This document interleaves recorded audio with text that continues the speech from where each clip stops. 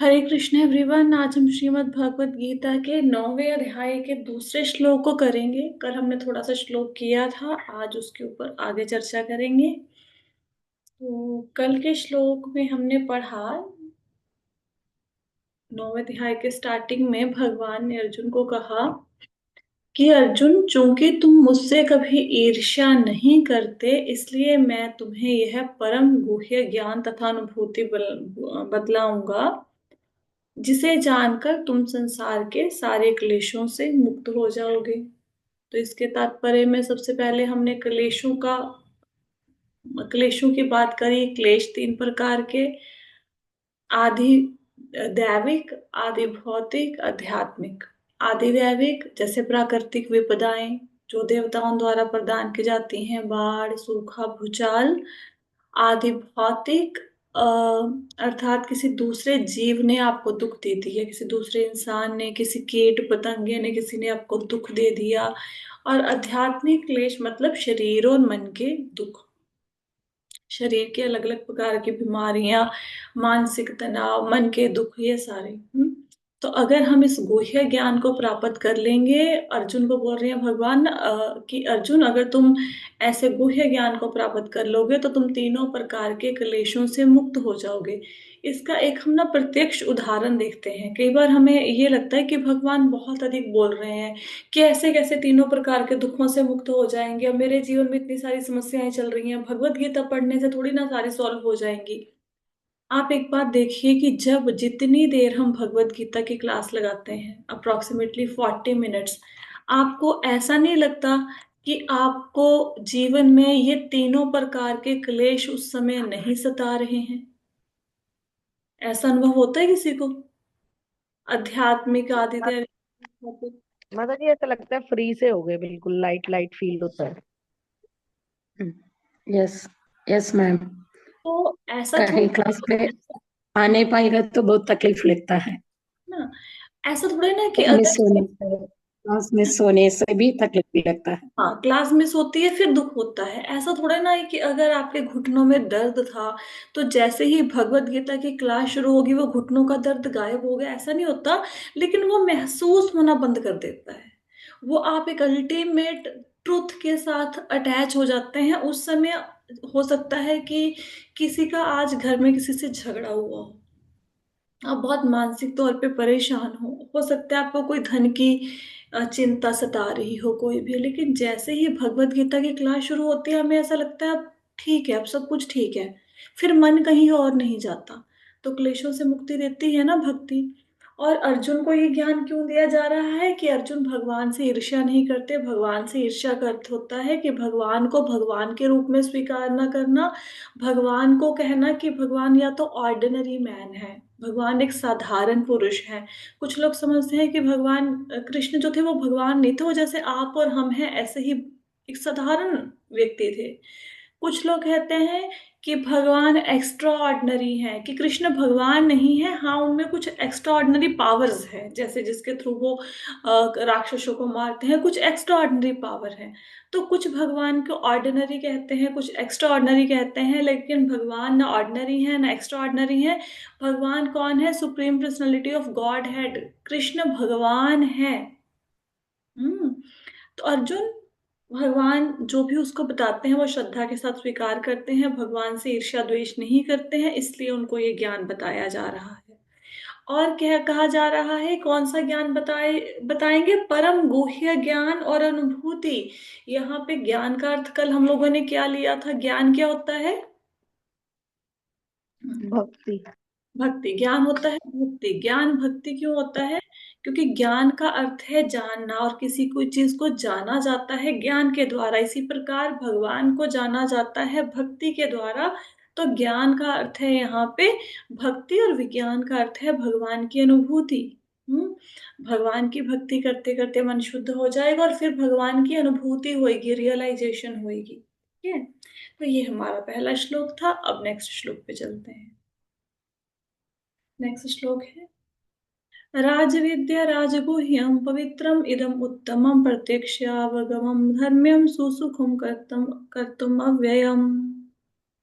तो कहते हैं यह ज्ञान सब विद्याओं का राजा है। जो समस्त रहस्यों में सर्वाधिक गोपनीय है, यह परम शुद्ध है, और चूंकि यह आत्मा की प्रत्यक्ष अनुभूति कराने वाला है, अतः यह धर्म का सिद्धांत है, यह अविनाशी है और अत्यंत सुखपूर्वक संपन्न किया जाता है। तो बहुत सारे शब्द यहाँ पे आए, एक एक करके एक शब्द को समझते हैं हम। सबसे पहले बोला गया है, यह ज्ञान सब विद्याओं का राजा है। विद्याओं का राजा, कल हमने इसके ऊपर हालांकि चर्चा की थी, थोड़ा सा और पढ़ लेते हैं। सब विद्याओं का राजा का अर्थ ये है कि जैसे आम लोगों को बहुत सारी विद्याएं संसार में सीखने के लिए उपलब्ध है, लोगों के लिए, हमारे लिए भी। जैसे किसी को फिजिक्स की नॉलेज है, किसी को केमिस्ट्री की नॉलेज है, किसी को ज्योग्राफी की नॉलेज है ना। लेकिन जी जितनी भी विद्याएं हमने अर्जित की, जितना भी ज्ञान हमने अर्जित किया, क्या वो ज्ञान मृत्यु के बाद हमारे काम आएगा? नहीं। तो संसार में इवन बहुत सारी ऐसी चीजें हैं जो हमने अपने स्कूलों में पढ़ी और आज वो जीवन में किसी काम नहीं आ रही हैं। और हमें बहुत सारी ऐसी विद्याएं हैं जिनको हम भूल गए हैं, हमें पता भी नहीं। अब कोई हमें पूछेगा पानीपत का युद्ध कब हुआ, शायद हमें उसका अंदाजा भी ना हो कि वो कब हुआ था, और ना ही उस क्वेश्चन आंसर का हमारे जीवन में कोई महत्व है। कोई महत्व है उन क्वेश्चन आंसर का? कोई भी नहीं। लेकिन आप ये सोचो, क्योंकि वो क्वेश्चन आंसर याद नहीं होते थे तो कितना बड़ा एक माथे पे लगा देते थे कि ये बच्चा तो नालायक है, इसको तो कुछ आता नहीं है। हालांकि मतलब उस चीज के लिए किसी को लेबल कर दिया जाता था जो आगे कभी जीवन में काम ही नहीं आनी। और अगर कोई व्यक्ति इस भौतिक ज्ञान में बहुत बढ़ा चढ़ा भी है, सपोज किसी ने पीएचडी भी कर रखी है, एमबीबीएस भी कर रखी है, तो जरूरी थोड़ा ना कि वो निपुण ही हो हर ज्ञान में। क्या उसे खाना बनाना आता होएगा? जरूरी थोड़ा ना जिसने पीएचडी कर रखी है उसको खाना भी बनाना आता हो। लेकिन खाना बनाना एक ऐसी चीज है जो पूरी जिंदगी काम आएगा, है ना। तो भौतिक जगत में जो ज्ञान दिया जाता है वो जीवन में ही काम नहीं आता, जीवन के बाद तो काम ही क्या आना है। हाँ, लैंग्वेज थोड़ी बहुत काम आ जाती है कि हमने हिंदी इंग्लिश पढ़ा है तो आज हम शास्त्रों को पढ़ सकते हैं। या अब देखो मैथमेटिक्स को ही लगा लो, बच्चों के नंबर कम आते थे, कितना गुस्सा आता था ना, प्लस माइनस गलत कर दिया तुमने। ये कैलकुलेटर है आजकल, जो कुछ भी करना है उससे कर लो। कैलकुलेटर हर जगह पे है, हर मोबाइल के अंदर है, सबके पास मोबाइल है ना। तो इतना जो दिमाग खराब किया उन कैलकुलेशंस में, आज वो ज्ञान कहीं काम नहीं आ रहा। दूसरी बात यह है कि जो ज्ञान है ये सिर्फ शरीर के साथ ही है। जैसे ही शरीर खत्म वैसे ही ज्ञान भी खत्म। अभी जो भक्ति का ज्ञान है ये कैसे जागृत हो जाता है एकदम से? अगर किसी ने पिछले जन्म में भक्ति की है, उसने शास्त्रों को पढ़ा है, तो उसके अगले जन्मों में भी काम आएगा। ये कोई ऐसी चीज नहीं है कि मृत्यु हुई और हम भूल गए, ऐसा नहीं है। आपको फिर से अगले जन्म में, उससे अगले जन्म में हमेशा ये याद रहेगा। ये शाश्वत ज्ञान है। ये ज्ञान याद क्यों रह जाता है, बाकी ज्ञान क्यों भूल जाते हैं हम? पता है? क्योंकि आत्मा कभी मरती नहीं है, आत्मा सेम रहती है, और ये ज्ञान आत्मा के साथ जाता है। शरीर तो खत्म हो जाता है, जो हम भौतिक ज्ञान ग्रहण करते हैं वो तो शरीर के लिए है, और शरीर मृत्यु के बाद खत्म हो जाता है। इसलिए भौतिक ज्ञान हम भूल जाते हैं। और ये आध्यात्मिक ज्ञान क्यों रहता है? क्योंकि आत्मा कभी मरती नहीं। आत्मा तो चाहे शरीर हमारा चेंज हो जाए, अगले जन्म में हम किसी और घर में जन्म ले लें, और कोई माता पिता हो, हमारा प्रोफेशन कोई और हो, लेकिन आत्मा तो वही है ना। और ये ज्ञान आत्मा का है, तो जो पिछले जन्म में हमने ज्ञान सीखा वो इस जन्म में हमें याद रहेगा। जैसे गजेंद्र ने पिछले जन्म में जब वो राजा था इंद्रद्युम्न, उसने जो स्तुति की थी भगवान की, उसको याद आ गई, उसको हाथी के रूप में भी याद आ गई, है ना। तो इसलिए इस ज्ञान को सब विद्याओं का राजा कहा जाता है, क्योंकि ये दिव्य ज्ञान है। अब संसार में कोई व्यक्ति कितना भी इंटेलिजेंट हो, क्या उसको पता है कि वो कौन है, वो खुद कौन है? बहुत सारे व्यक्ति, संसार के कितने ऐसे लोग हैं जो ये जानते हैं कि मैं शरीर नहीं आत्मा हूं, चाहे वो कितने भी पढ़े लिखे क्यों ना हो। तो ये एक ऐसा ज्ञान है जिसमें बताया गया है हम कौन है, भगवान कौन है, हमारा उनके साथ क्या रिलेशनशिप है। इसलिए इस ज्ञान को सब विद्याओं का राजा कहा गया है। और ये समस्त रहस्यों में सर्वाधिक गोपनीय है। गोपनीय क्यों है? क्योंकि इसलिए गोपनीय है क्योंकि इसकी शिक्षा कहीं पे मिलती नहीं है। हमारे स्कूल कॉलेजेस में एक बच्चे के 8-8 सब्जेक्ट हैं, लेकिन वहां पे आत्मा का कोई सब्जेक्ट ही नहीं है। हमारे स्कूल कॉलेजों में पढ़ाया ही नहीं जाता। हमारे रामायण महाभारत को मिथोलॉजी कहते हैं कि ये मिथ्स हैं, दीज आर नॉट मिथ। अगर हमने किसी चीज को सपोज देखा नहीं तो क्या वो चीज है नहीं?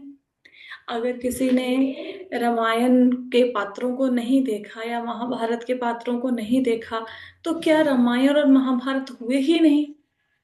ऐसे तो बहुत सारी चीजें हैं जो जीवन में हमने नहीं देखी होंगी। हम किसी को बोलें कि अपनी बुद्धि को दिखा दो, हमें वो बंदा बोले मैं अपनी बुद्धि को कैसे दिखाऊं, तो इसका मतलब क्या वो बंदा इंटेलिजेंट नहीं है ना? तो हमारे किसी स्कूल कॉलेज में यूनिवर्सिटी में इस ज्ञान को सिखाने की नॉलेज नहीं दी जाती। ये ज्ञान कहीं पे नहीं सिखाया जाता। ये ज्ञान कब सीखते हैं? जब गुरु की शरण ग्रहण करते हैं, किसी संत की शरण ग्रहण करते हैं, भक्तों की शरण ग्रहण करते हैं, तो जाके ये ज्ञान सीखने को मिलता है। गोपनीय ज्ञान है। आगे, ये परम शुद्ध है। अब इस ज्ञान को परम शुद्ध क्यों कहा गया है? परम शुद्ध इसलिए कहा गया है क्योंकि जो भक्ति है, भक्ति हमारे सभी प्रकार के पापों को नष्ट कर देती है। क्या करती है भक्ति? सभी प्रकार के पापों को नष्ट कर देती है। और पापों को नष्ट करने के बाद क्या करती है? हमारे हृदय को शुद्ध कर देती है। हम्म हमारे हृदय को शुद्ध करती देती है, अविद्या का विनाश कर देती है। और जब हमारा हृदय शुद्ध हो जाता है तो फिर हम भगवान के दर्शन भी कर सकते हैं। तो इसलिए इसको शुद्ध कहा गया है, परम शुद्ध कहा गया है। हम बहुत सारे पाप कर्म करते हैं इस जन्म में, पिछले जन्म में। तो जो पाप कर्मों के फल हैं उनको 4 श्रेणियों में रखा गया है। पद्म पुराण में एक श्लोक आता है, ये है। हम्म? अप्रारब्ध फलम पापम कूटम बीजम फलोन्मुखम कर्मणैव प्रलीयते विष्णु भक्तिर आत्मना। तो क्या कहते हैं? जो लोग भगवत भक्ति में रत हैं उनके सारे पाप कर्म चाहे फलीभूत हो चुके हैं, सामान्य हो या बीज के रूप में हो, क्रमशः नष्ट हो जाते हैं। अतः भक्ति की शुद्ध कारिणी शक्ति अत्यंत प्रबल है और पवित्रम उत्तमम अर्थात विशुद्धतम। अब इस श्लोक में आपको कुछ कुछ शब्द नजर आएंगे। कौन से? एक होता है जो हमारे जो कर्म होते हैं, उनके जो फल होते हैं उनको आप 4 भागों में बांट सकते हैं। अप्रारब्ध, प्रारब्ध, कूटम और बीजम। कौन कौन से? अप्रारब्ध, प्रारब्ध, कूटम और बीजम। इसका अर्थ क्या है? जैसे आपने एक बीज बो दिया, बीज बोने के बाद क्या होगा? अब उसमें से एक छोटा सा पौधा आएगा, पत्तियां लगेंगी। फिर धीरे धीरे क्या होगा? वो बड़ा हो जाएगा पौधा। फिर वो बड़ा बड़ा होके क्या होगा? एक वृक्ष का रूप धारण कर लेगा, है ना? अब ये सारी अवस्थाएं हैं। ये बीज बोने की अवस्था है ना? फिर उसके बाद उस पौधे के बड़े होने की अवस्था है। फिर उसमें फल फूल लगने की अवस्था है।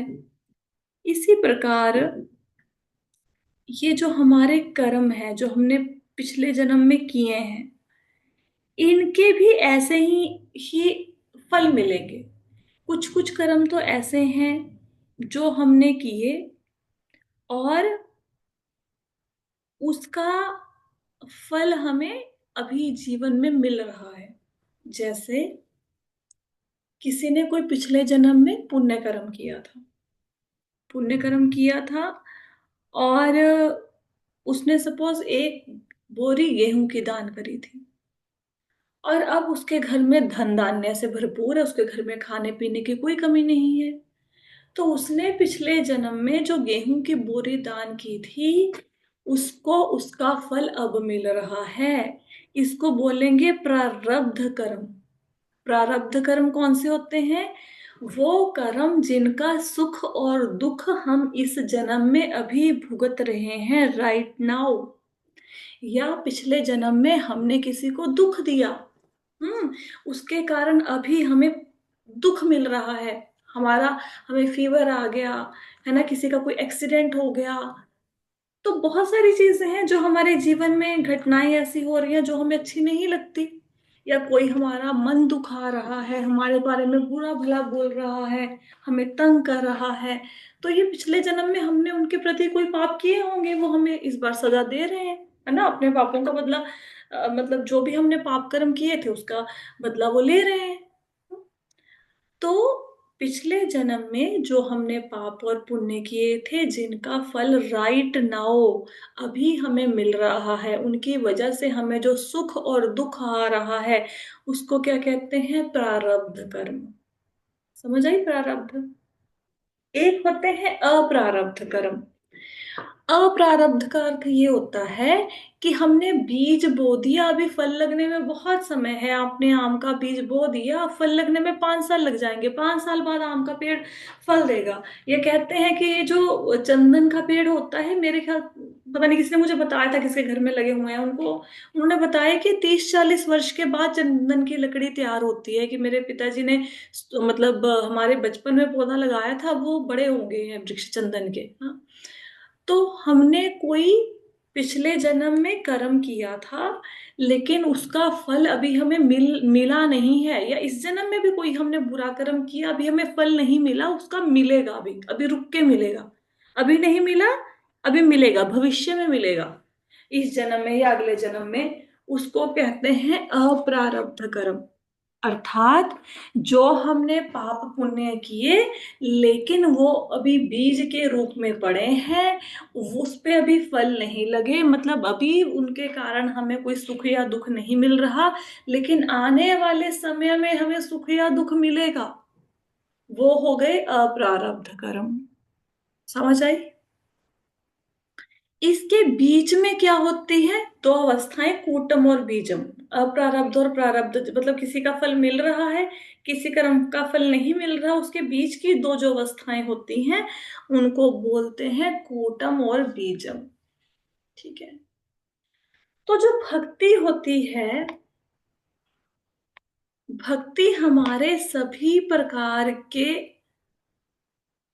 कर्मों को, चाहे वो अप्रारब्ध हो, चाहे वो प्रारब्ध हो, कूटम हो, बीजम हो, बीज के रूप में हो, उनमें फल लग गए हो, उन सब को नष्ट कर देती है।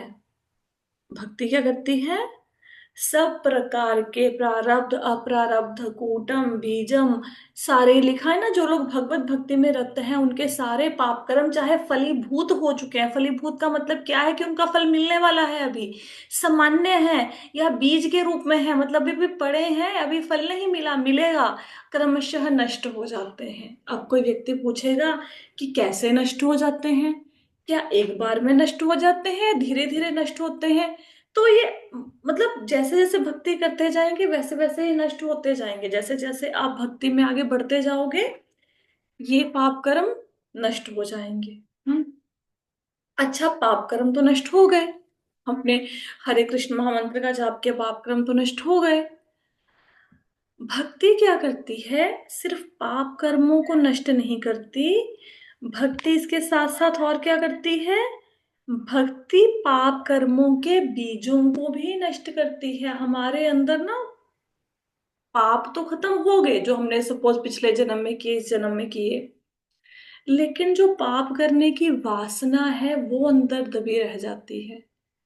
जैसे आप किसी जगह पे ट्रेवल करो, आप देखोगे कोई एक एरिया है वो जल गया, या आपने कभी देखा होगा किसी के प्लॉट वगैरह में बहुत अधिक घास फूस उगाता है तो उसको जला देते हैं, है ना।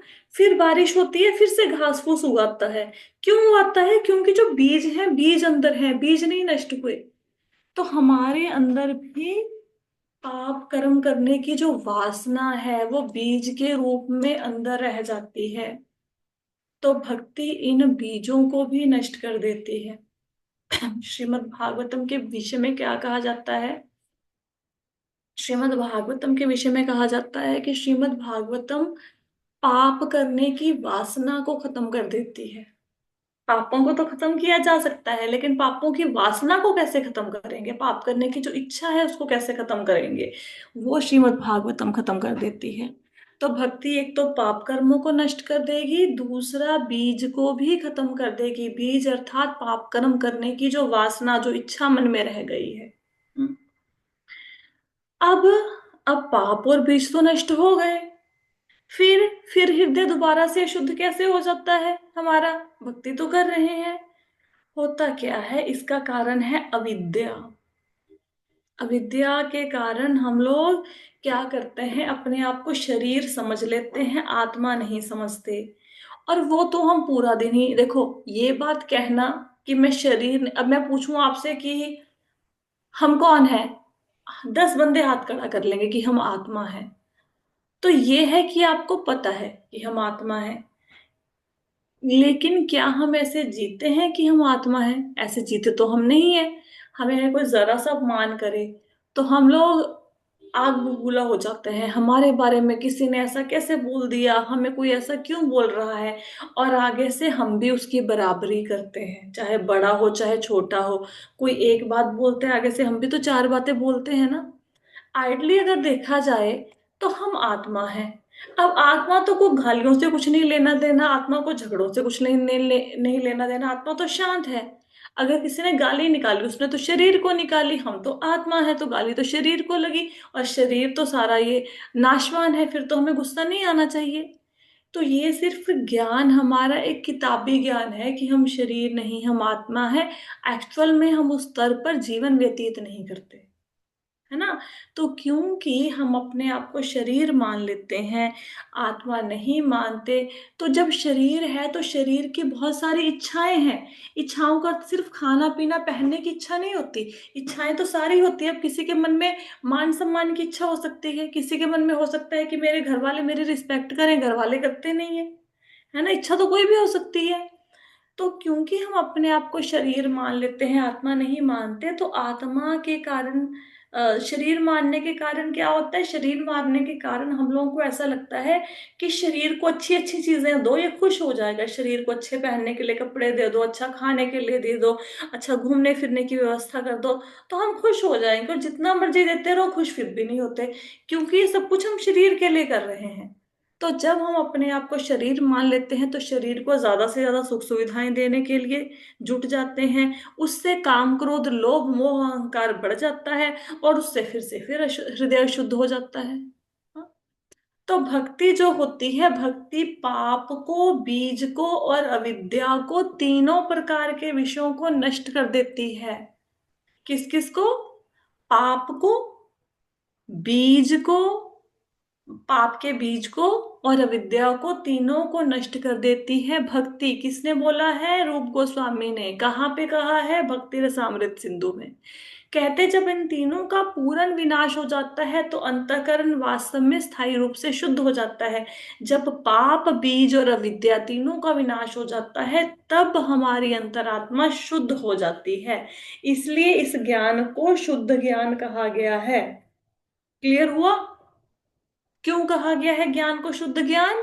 क्योंकि ये ज्ञान क्या है, देखो फर्स्ट मैं बताती हूँ, दोबारा से एक बार रिपीट करते हैं।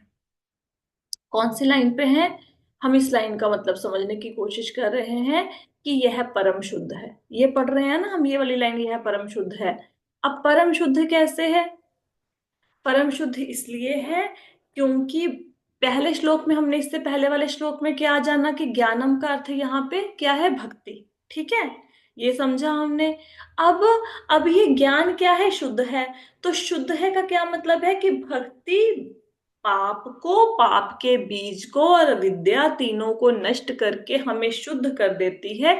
इसलिए इस ज्ञान को, भक्ति को परम शुद्ध कहा जाता है। क्लियर हो गया? लाइन समझ आ गई? परम शुद्ध क्यों कहा गया है? क्या क्या नष्ट कर हम्म। देती है भक्ति, बताओ। पाप, बीज, पाप का पाप, अविद्या। बीज अविद्या और और बीज, अविद्या। हम्म। और हमारे पाप करने की इच्छा। हाँ, वही पाप के बीज, वही वही पाप के बीज का वही अर्थ है।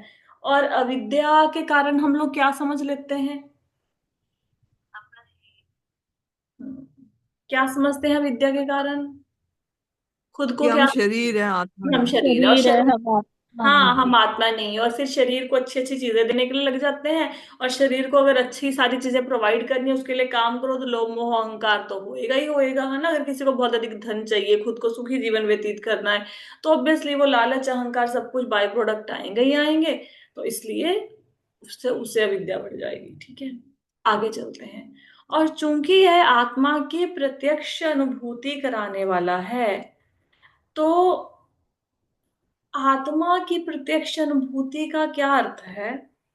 आत्मा की प्रत्यक्ष अनुभूति का अर्थ ये है कि देखो, जैसे ना आपने हरे कृष्ण महामंत्र का जाप किया, जब हरे कृष्ण महामंत्र का आप जाप करते हैं, तो आपको एक आनंद मिलता है, एक रस आता है। आप भगवत गीता भागवतम सुनते हैं, आपको एक आनंद आता है, एक रस आता है। तो प्रत्यक्ष साक्षात्कार होता है एक ढंग से आत्मा का। ठीक है, कुछ लोग ऐसा कहते हैं कि हम जिस चीज को देखेंगे नहीं, हम उसको मानेंगे नहीं, है ना। तो ये जो भक्ति है, भक्ति करने से क्या होता है? भक्ति करने से भगवान की अनुभूति होनी शुरू हो जाती है, आत्मा की अनुभूति होनी शुरू हो जाती है। आपके जीवन में जैसे सपोज करो आपका कुछ खाने का मन कर रहा था, और आपको सेम चीज खाने को मिल गई। ये आपके साथ बहुत पहले भी होता होगा, बचपन में भी होता होगा कि आज सपोज मेरा रसगुल्ला खाने का मन है और कहीं से मुझे रसगुल्ला मिल गया। तो हम क्या कहते थे कि देखो मेरी किस्मत बहुत अच्छी है, मैं जो चीज की इच्छा करता हूँ वो चीज मुझे मिल जाती है। अब आप क्या कहते हैं? अगर आपके रसगुल्ला खाने की इच्छा और आपको रसगुल्ला मिल जाए, तो आजकल आप क्या कहेंगे? क्या बोलोगे बताओ? परमात्मा ने सुन ली। कि भगवान ने हमारी सारी इच्छाओं को पूरा कर रहे हैं। फिर हमारे हर बात में भगवान आ जाते हैं, है ना। जैसे ऐसे होगा ना कभी कभी, जैसे आपकी गाड़ी का एक्सीडेंट होते होते बच गया, है ना। पहले हम क्या कहते थे? अरे हम बड़े लकी हैं, है ना। हम लकी हैं, आज हमारा एक्सीडेंट होते होते बच गया, वी आर सो लकी। अब हम क्या कहते हैं? नहीं, कृष्ण ने बचा लिया, आज तो कृपा हमारे है भगवान की, भगवान की ऐसे बोलते कृपा हैं। है। तो हमारे जीवन में ऐसा थोड़ा ना कि भगवान वहां पे साक्षात मुरली बजाते हुए सामने खड़े थे, उन्होंने अपने हाथ से गाड़ी को रोका, हम बच गए, फिर हमने बोला कि भगवान की अनुभूति हो गई।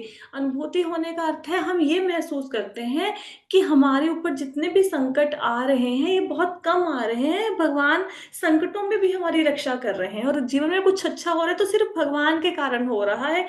तो जीवन में हर क्षण भगवान की अनुभूति होनी शुरू हो जाती है। जब हम कुछ गलत भी करते हैं, हमें क्या लगता है? अरे भगवान देख रहे हैं, है ना। तो आत्मा की प्रत्यक्ष अनुभूति होती है भक्ति के द्वारा, और यह है धर्म का सिद्धांत है। हम्म। तो धर्म का सिद्धांत है, मतलब वास्तविक धर्म क्या है हमारा? वास्तविक धर्म तो ये है कि हम भगवान से प्रेम करें। तो भक्ति क्या सिखाती है? भक्ति, हम भक्ति क्यों करते हैं? हम भक्ति इसलिए नहीं कर रहे कि हमारे पाप बीज विद्या नष्ट हो जाए। भक्ति हम इसलिए कर रहे हैं ताकि हमें भगवान के प्रेम की प्राप्ति हो, और यही धर्म है, भगवान से प्रेम करना, भगवान की सेवा करना। तो यह धर्म का सिद्धांत है, और यह अविनाशी है। अविनाशी का अर्थ जैसे मैंने पहले बताया, भौतिक जीवन में आप जितनी भी विद्याएं ग्रहण कर लो, जितना मर्जी आप ज्ञान प्राप्त कर लो, जैसे ही मृत्यु होगी सबका सब ज्ञान यहीं पे धरा का धरा रह जाएगा। लेकिन अ, जो ये भक्ति हम कर रहे हैं, ये जो ज्ञान अर्जित कर रहे हैं, ये मृत्यु के बाद भी नष्ट नहीं होगा। मुझे मेरी एक फ्रेंड ने अभी थोड़े दिन पहले ही पूछा, उन्होंने बोला, भक्त है वो भी, तो मैं किसी को ना भागवतम सुना रही थी, तो भागवतम सुनाते सुनाते मैंने उनको बोला, मैं समझा रही थी कि गीता और भागवतम में क्या अंतर है। तो मैं बता रही की थी कि गीता में 700 श्लोक हैं, भागवतम में 18,000 श्लोक हैं। गीता भगवान ने अर्जुन को कुरुक्षेत्र के युद्ध में सुनाई थी, ये हमारे जीवन का एक मैन्यूल है, ऐसे हमें जीवन को जीना चाहिए। और जो भागवतम है उसमें भगवान की, भगवान के भक्तों की कथाएं हैं, भगवान के अवतारों की कथाएं हैं, है ना। और उसमें भागवतम में 12 स्कंद हैं, गीता में 18 चैप्टर। तो उसने मुझे बोला, इन सबको याद करके क्या हो जाएगा? इससे क्या फायदा है? आप क्यों ऐसा रट्टा लगाने पे लगे रहते हो, है ना। अब आप एक बात सोचो, मेरे को वहां से एक बात लगी। आप सबको पता है इंग्लिश में कितने अल्फाबेट्स होते हैं? इंग्लिश लैंग्वेज में बताओ कितने? यस। कितने होते हैं? 26। 26। कोई इस क्लास में ऐसा है जिसको ये नहीं पता कि इंग्लिश में कितने अल्फाबेट होते हैं? कोई है इस क्लास में? सबको पता है ना। और आप ये देखो कि ये जानने के बाद कि इंग्लिश में 26 अल्फाबेट हुए हैं, कोई हमारे जीवन का उद्धार हो रहा है? कोई फायदा है ये चीज जानने से कि इंग्लिश में 26 अल्फाबेट होते हैं? है ना। लेकिन फिर भी उस ज्ञान को अर्जित किया, बिना तर्क वितर्क के सीख भी लिया, और बड़ा प्राउड भी फील करते हैं कि हमें पता है। और हमें ये नहीं पता कि भागवतम में कितने स्कंद हैं, और अगर कोई सिखाने बैठ जाए तो हम प्रश्न करते हैं तर्क वितर्क कि इसको सीखने से क्या हो जाएगा। ये बात हमने स्कूल में क्यों नहीं पूछी मैडम से कि इंग्लिश के 26 अल्फाबेट होते हैं, ये सीखने से क्या हो जाएगा? ये जो मैं प्लस माइनस आप मुझे सिखा रहे हो, ये मुझे क्यों सिखा रहे हो? संसार में तो कैलकुलेटर है, सब लोग तो कैलकुलेटर यूज करते हैं, आप क्यों मुझे प्लस माइनस सिखा रहे हो? हम संसारिक ज्ञान को बिना किसी तर्क के स्वीकार कर लेते हैं। और जब भक्ति की बात आती है तो हम मोल भाव लगाते हैं कि इससे क्या बेनिफिट हो जाएगा ये जानने से कि भगवत गीता में 700 श्लोक है, इससे क्या मिल जाएगा? अरे भाई, ये भगवत गीता में जो 700 श्लोक हैं, अगर आप इस लाइन को भी याद कर रहे हो तो वह भगवान से संबंधित है। और भगवान से संबंधित कोई भी ज्ञान, इवन ये भी याद रखना कि भगवत गीता में 700 श्लोक हैं, ये भी भक्ति का ही अंग है। इसको जानना चाहिए। हम्म। लेकिन हम लोग अपनी बुद्धि लड़ाते हैं कि इससे क्या हो जाएगा। बहुत सारे लोग सब कुछ करेंगे लेकिन कथा में श्रद्धा नहीं है। आपको पता है भगवान तक पहुंचने की सीढ़ी ही कानों के द्वारा शुरू होती है। अब सब कुछ किया लेकिन अगर श्रवण की आदत नहीं डाली, कथा की आदत नहीं डाली, तो फिर क्या होगा? धीरे धीरे आपकी श्रद्धा खत्म हो जाएगी किसी चीज को। आप जब, अब ठीक है भगवान से प्रेम है, ठीक है भगवान से प्रेम है, आपको सपोज किसी मनुष्य से भी प्रेम है, भगवान को छोड़ो, मनुष्य से प्रेम है। अब आप ना उससे उसके बारे में कभी सुनते हो ना बात करते हो, जैसे ही उसकी बात शुरू हो जाए आप बोलो नहीं नहीं नहीं नहीं, मुझे ये नहीं सुनना, मेरे को इसके बारे में नहीं सुनना। फिर कैसा प्रेम है? प्रेम तो वो होता है ना कि कोई भी अगर आप किसी से प्रेम करते हैं तो उसकी कोई बात करे, कोई दूसरा व्यक्ति बात करे तो भी कान खड़े हो जाते हैं, अरे वाह उसने उसकी बात करी है। जैसे आपकी कोई बहुत अच्छी सहेली है और मैं उसके बारे में बात करूं तो एकदम से कान खड़े हो जाएंगे ना। अरे हाँ, मेरी सहेली की बात हो रही है जो मेरी बेस्ट फ्रेंड है, हाँ सुनाओ सुनाओ, हम ऐसे कहते हैं ना, उसकी बात सुनाओ। तो अगर भगवान से प्रेम है फिर कथा में रुचि क्यों नहीं है? फिर क्या कहेंगे? भगवान से बहुत प्रेम करते हैं, बस कथा मत सुनाओ हमें, भगवान के बारे में बताओ मत हमें, बस बस हम प्रेम करते हैं। फिर काहे का प्रेम है हमारा? तो कथा में जिस व्यक्ति की, मतलब श्रवण एक ऐसी चीज है, श्रवण आपको सीधे भगवान के धाम तक पहुंचा देगा। श्रवण में अकेले में इतनी पावर है क्योंकि जो सुनता है उसी की तो श्रद्धा बनती है। अब अच्छा, सुनना बंद कर दो, गीता नहीं सुनेंगे, भागवत नहीं सुनेंगे, बुक्स नहीं पढ़ेंगे, तो लगता है कि हरि नाम में मन लगेगा? कैसे मन लगेगा हरि नाम में? भगवान की भक्ति में श्रद्धा तब उत्पन्न होती है जब हम कथाएं सुनते हैं कि अच्छा, ध्रुव महाराज ने 5 साल की आयु में भगवान को प्राप्त कर लिया, प्रहलाद महाराज ने इतने कष्ट से फिर भी भगवान को प्राप्त किया, तो उत्साह आता है। तो भगवान के भक्तों की कथाओं को सुनना चाहिए। तो ये ज्ञान अविनाशी है। अविनाशी का क्या अर्थ है? भौतिक ज्ञान खत्म हो जाता है जिंदगी के साथ, लेकिन ये ज्ञान खत्म नहीं होगा, इसका नाश नहीं होगा। ये जो आपने भगवत गीता पढ़ी है ये जन्म जन्मांतर तक साथ रहेगी, और हो सकता है ये भगवत गीता इतना उद्धार कर दे अगर आप भक्ति में इसको अपने जीवन में थोड़ा सा धारण कर लें और नाम जप अच्छे से करें, इसी जन्म में भगवान के धाम में पहुंच जाएं। और यह अत्यंत सुखपूर्वक संपन्न किया जाना वाला है। सुखपूर्वक संपन्न किए जाने वाले का अर्थ क्या है? सुखपूर्वक का मतलब यह है, अगर आपको बोल दो अष्टांग योग संपन्न करना है, यहाँ जंगल में जाओ, घर वालों को त्याग के वहां पे बैठ जाओ, कुशा का आसन बिछा के नाक को देखते रहो, इंद्रिया मन को कंट्रोल करो, क्या इजी है? नहीं इजी है ना। ज्ञान अर्जित करो, हठ योग करो, क्या कर सकते हैं? नहीं कर सकते। लेकिन भक्ति करनी तो बहुत इजी है, बड़ी सुखपूर्वक संपन्न किया जा सकता है। अब देखो सब लोग अपने अपने घरों में बैठे हैं ना, कोई बेड पे बैठा है, कोई कुर्सी पे बैठा है, कोई जमीन पर बैठा है, आराम से कंबल चादर लेके बैठ के क्या कर रहे हैं? भगवान का ज्ञान सुन रहे हैं। क्या मुश्किल है भाई? कोई मुश्किल नहीं है। पैसे लग रहे हैं? नहीं लग रहे। फोन में नेट तो सबके पास है ही है, फोन पे दुनिया भर की बातें तो करते ही हैं, थोड़ा भगवान की बात सुन रहे हैं। क्या मुश्किल है भगवान का नाम लेना है? कोई पैसे लगते हैं, टैक्स लगता है? जुबान से राम राम हरे कृष्णा यही तो बोलना है। और अगर नहीं बोला जा रहा जुबान से तो मन में बोलो। तो कितना इजीली इजीली ये हम लोग ये भक्ति को संपन्न कर सकते हैं। बर्तन साफ करते करते हरे कृष्णा, कपड़े धोते धोते हरे कृष्णा, रोटी बनाते बनाते हरे कृष्णा। कितना इजी है। कोई एक टांग पे थोड़ा ना खड़ा होना है, अष्टांग योग हठ योग जैसे, है ना? तो भक्ति को सुख पूर्वक बड़े इजीली संपन्न किया जाता है। हम्म। तो इसलिए इसको बोला जाता है कि इसे अत्यंत सुखपूर्वक, बिना किसी कठिनाई के, बिना किसी कठिनाई के भक्ति के मार्ग में आगे बढ़ा जा सकता है। सिर्फ मनुष्य की इच्छा होनी चाहिए। ठीक है, आई होप सो कि 9.2 सबको समझ आ गया होगा। कोई प्रश्न है? तो आपने भक्ति के बारे में आज जाना कि भक्ति से क्या नाश हो जाएगा, पाप बीज अविद्या। और आपने जाना कर्म, प्रारब्ध, कर्मों के प्रभाव अप्रारब्ध फल, प्रारब्ध, कूटम और बीजम। ठीक है, तो कल हम नया श्लोक करेंगे। कोई प्रश्न नहीं है? माता जी वो हरे कृष्णा वो माता कर जी। देना, अपलोड कर देना। मैंने अपलोड कर